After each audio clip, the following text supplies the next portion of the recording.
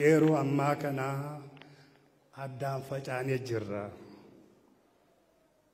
Addaan facaasanii jiru. Eenyutu kana godhe ani isinitti himu hin beektanii. Addaan nu facaasanii sunu immoo obsinee tokkummaa keenya eeguun nurra jira.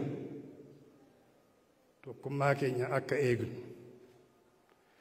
Amma alagaan baay'ee nu keechan jiru galata Waaqaa lollee too ummatuma keenya namuma keenya akka muddamanis goonee jirra Waaqa wajjin alagaan baay'een jiru garuu inkirdaata tan ta'e tokko inni babachaan hin danda'amu motiire baaqelaa keechaa affeellamtee too odootan odoon affeellamin tanaftu tokko inni dhabamtiire Nabamtu moti, ebedi shin ngubu irangau.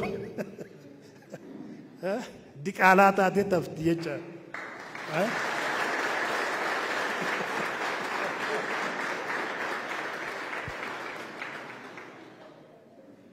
Baay'ee nama rakkiftu tuni.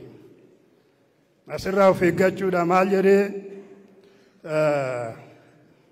Salomoon asgiru lana qonaatsilan usaane qabaroochi jedha sardiida miti afaan oromooti sardiida waan kana nu kiyyeechati nu qaba jedha maaliifi maasaa keenya nu jalaa balleechiti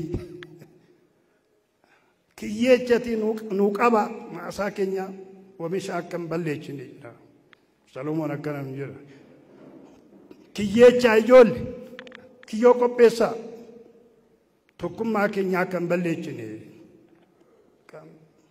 warri sardiidonni nu jidduu jiran ummata keenya jidduu tan jiran hin jiru beekuun nurra jira kallee hoolaa uffatanii tan isinitti dhufanii isaan irraa of eegaa hin jedhu sagalee Waaqayyoo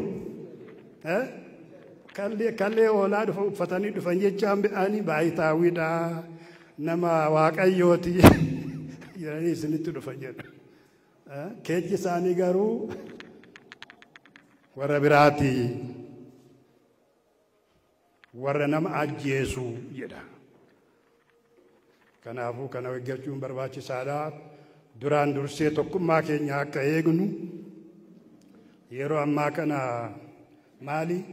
Jijjiiramni waggaa dhufu waan baay'eetu wajjin dhufa.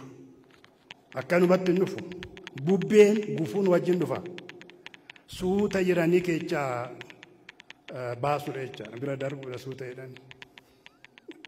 Akkasuma ta'uu baate biyya balleecha wal balleechina.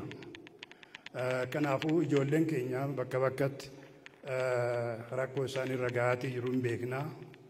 Kana jechaan qabsoon hin dhaabbataa muti. Min dhaabbatu oomiyyuu wanni dhaabbatu muti. Fooyyeen kaattuu jedheedhaan namichi waan yaabbatu rabeeti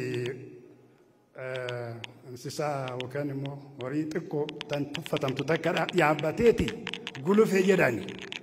Fooyyeen kaattuu abboo jedheedhani. Jijjiirame dhufee kuni fooyyee moti abboo. Fooyyee moti.